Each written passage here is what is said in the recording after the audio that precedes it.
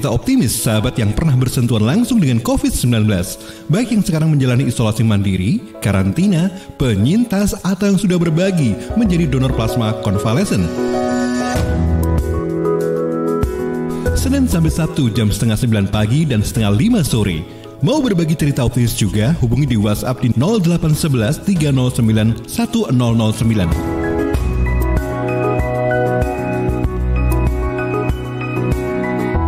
Baik sahabat pendengar dan pemirsa, saatnya kita masuk dalam program acara Radio Sahabat Isoman. Berbagi cerita optimis dari sahabat yang menjalani isolasi mandiri, karantina, penyintas dan pendonor plasma konvalesen. Di mana program ini hadir setiap hari Senin sampai dengan Sabtu mulai jam setengah 9. Kemudian untuk rerun atau tayangan ulangnya bisa Anda ikuti jam setengah 5 sore. Dan saat ini saya sudah tersambung dengan satu di antara sahabat kita. Saya sapa terlebih dahulu. Selamat pagi, Assalamualaikum.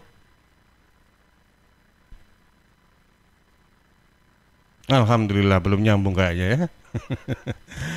Baik, sepertinya nanti kita akan bergabung dengan siapa sih?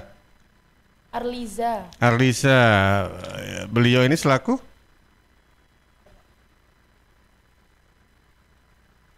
Arliza, infonya Astos juga katanya.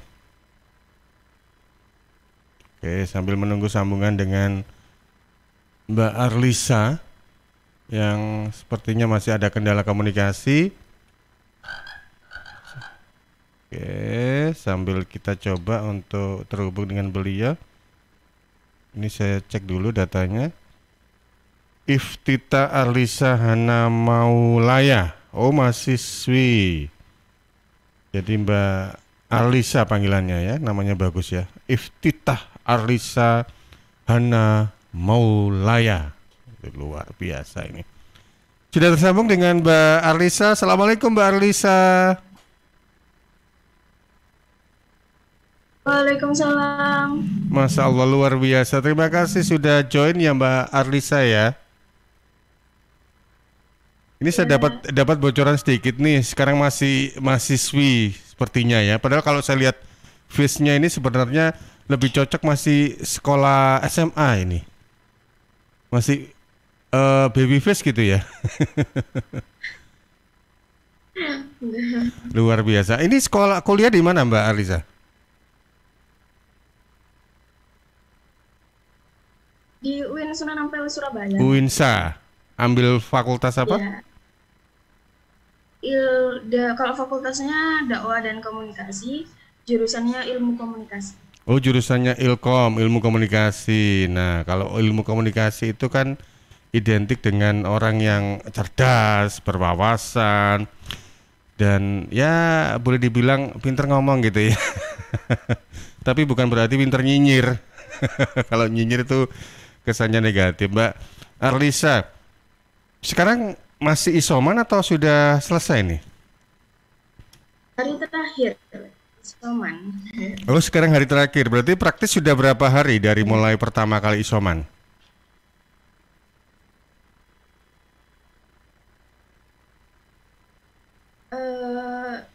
Kalau dihitung dari pertama kali sakit mungkin udah 1 bulan ya. Oh, 1 bulan.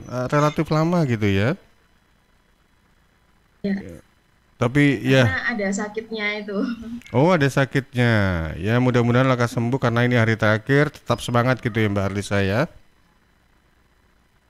Ya, kalau boleh bercerita dong, pertama kali Anda terpapar COVID itu seperti apa? Pertama kali itu ayah ya, karena kan ayah kerjanya berhubungan langsung dengan nasabah gitu kan, di kantor gitu. Nggak WFH tapi harus WFO gitu.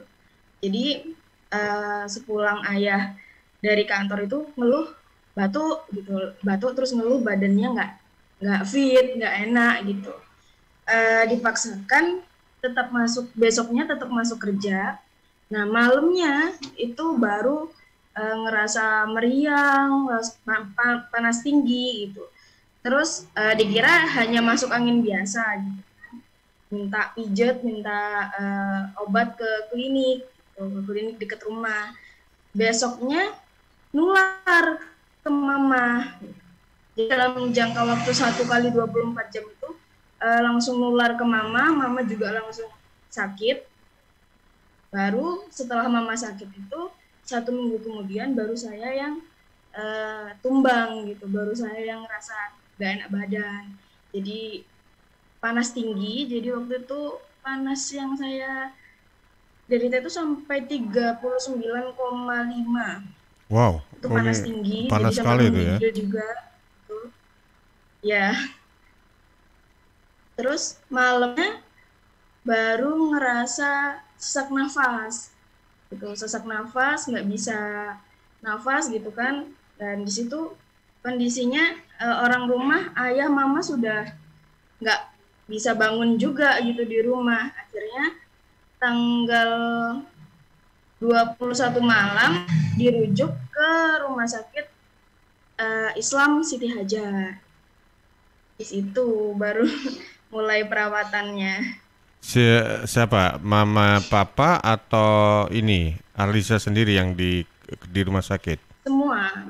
Oh, semua. Semua. Jadi praktis. Karena mama kan karena mama ada riwayat DM sama lambung gitu. Jadi ketika terpapar itu kondisi gula darah mama swing gitu loh. Jadi naiknya super sampai 500 ke atas. Kalau turunnya sampai 100. Jadi kondisi badannya lemas gitu, tidak bisa beraktivitas seperti seharusnya. Kalau ayah waktu itu yang diserang lambungnya. Jadi ketika makan muntah, tidak bisa mendapat asupan makanan gitu.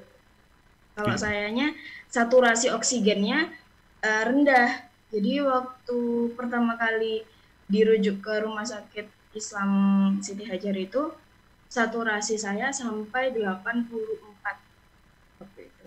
Rendah gitu ya. Itu kakak beradik ada berapa? Cuma anak tunggal kah Arlisa?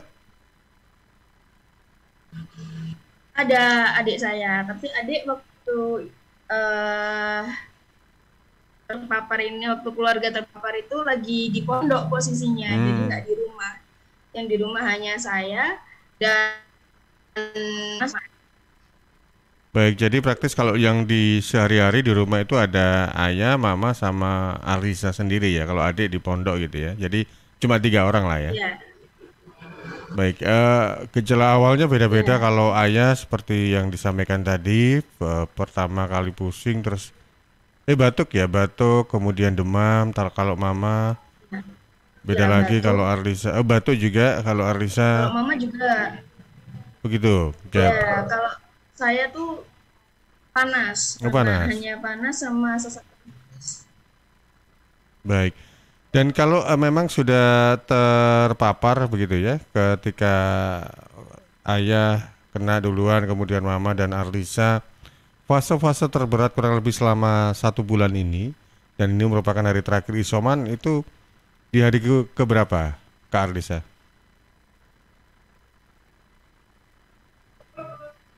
Waktu di rumah sakit kayaknya ya. Kalau saya nih, waktu terberat mungkin di rumah sakit karena waktu itu saturasi saya sempat turun ke angka 80.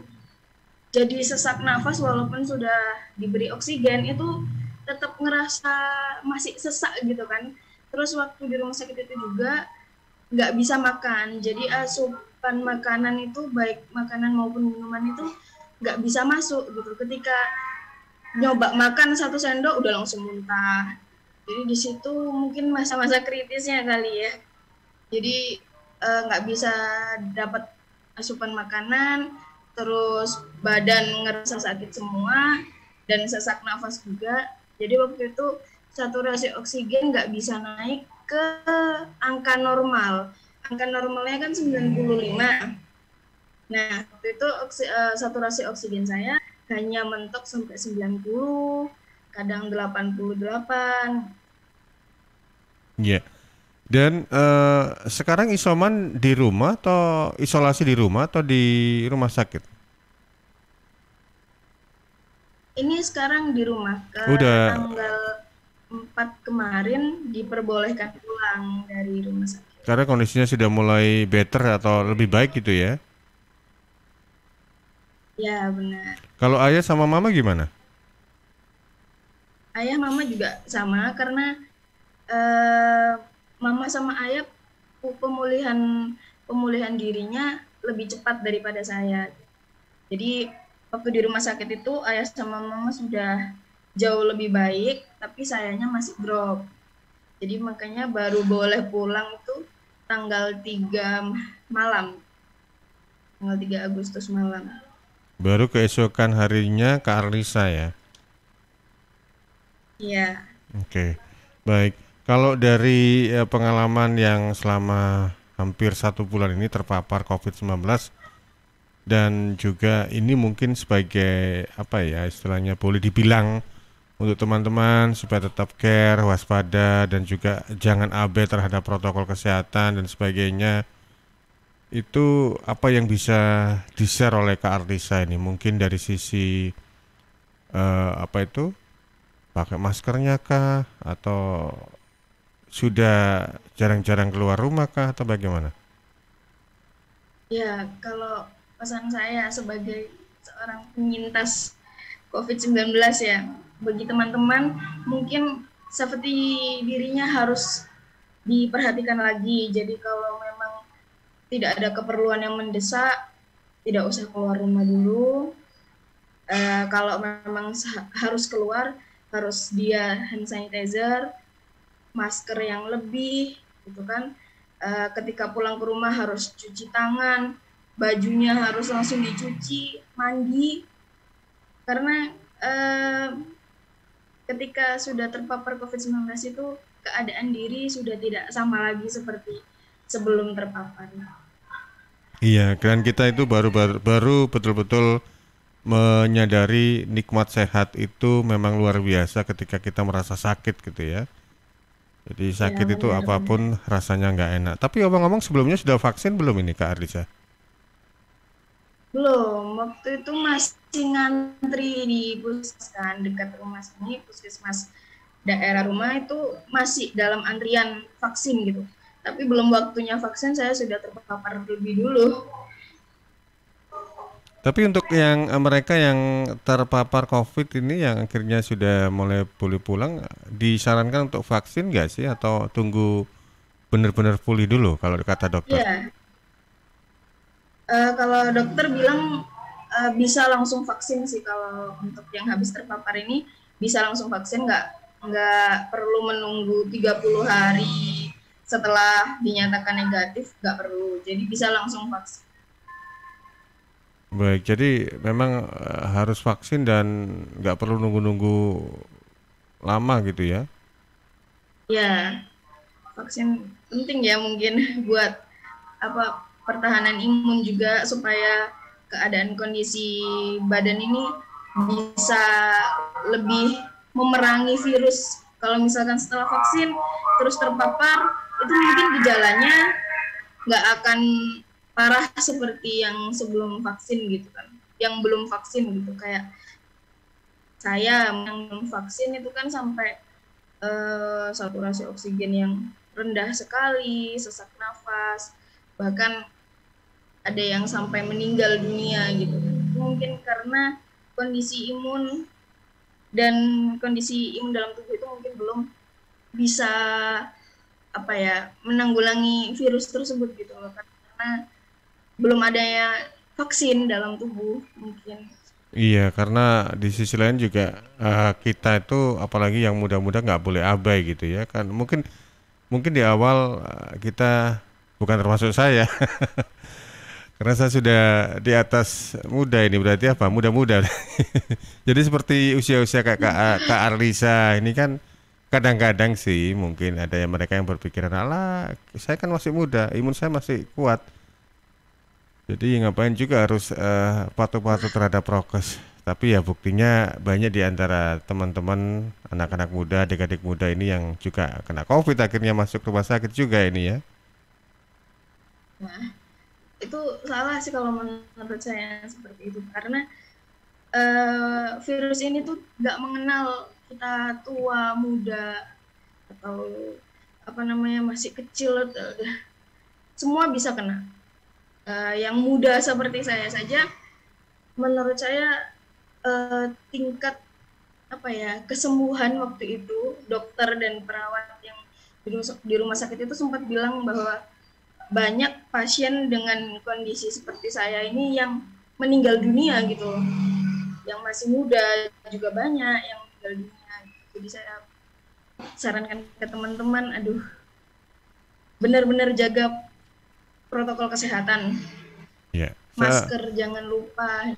Kalau diajak hangout ini parno nggak sih, trauma nggak sih, misalnya gitu ya, sama teman, yuk kita. Kalau dibilang trauma ya, agak trauma ya Pak ya mungkin, karena sakitnya itu memang benar-benar sakit rasanya.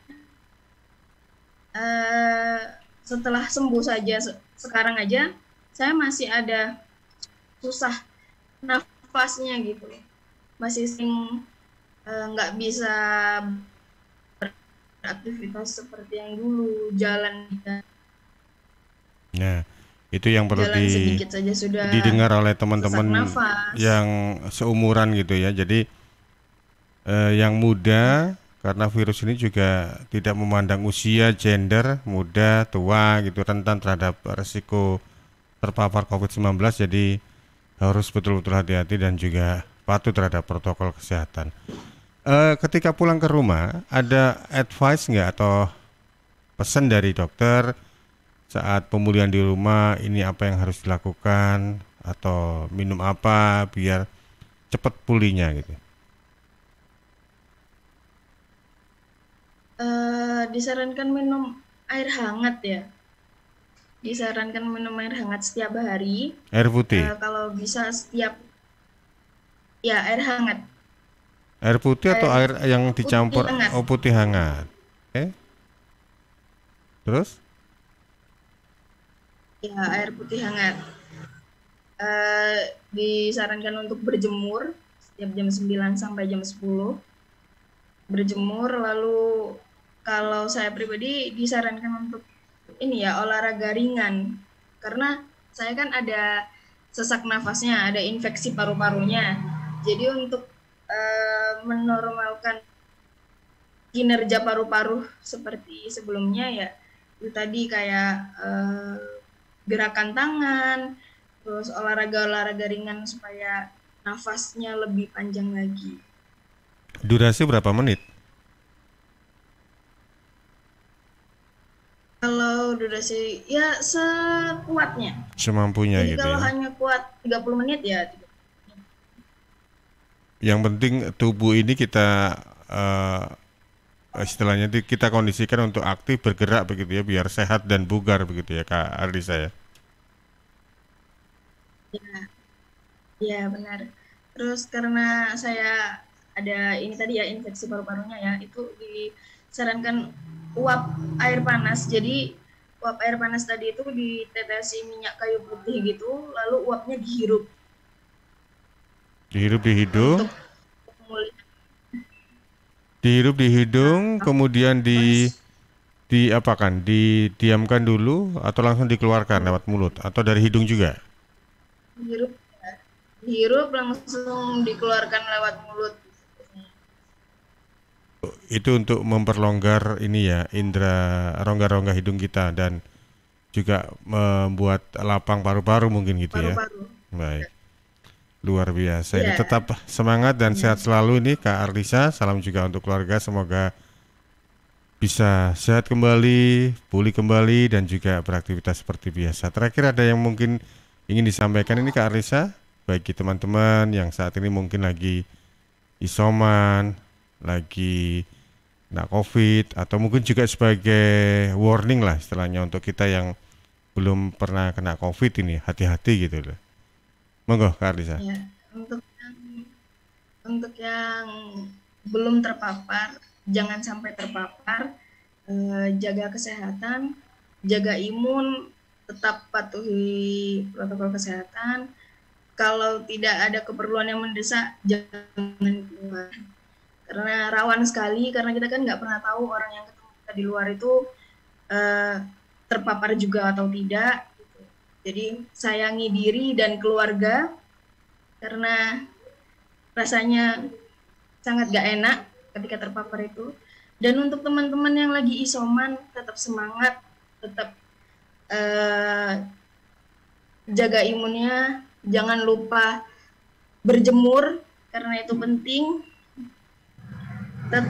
Makan yang banyak, karena dari makanan itu bisa menambah imun, walaupun saya tahu rasanya ketika terpapar COVID-19 ini nafsu makan akan menurun drastis, tapi tetap makan aja supaya imun tetap terjaga, cepat sembuh dan pasti bisa sembuh. Semangat. Iya, tetap semangat ya, karena kalau kena COVID itu rasanya nggak enak. Kalau kata teman-teman di redaksi itu rasanya sakit, lebih sakit daripada kita ditinggal pas benar. lagi sayang-sayangnya gitu ya. Baik, terima kasih Kak Arlisa, sukses ya. Dan juga salam sehat selalu, salam juga untuk keluarga. Assalamualaikum Kak Arlisa.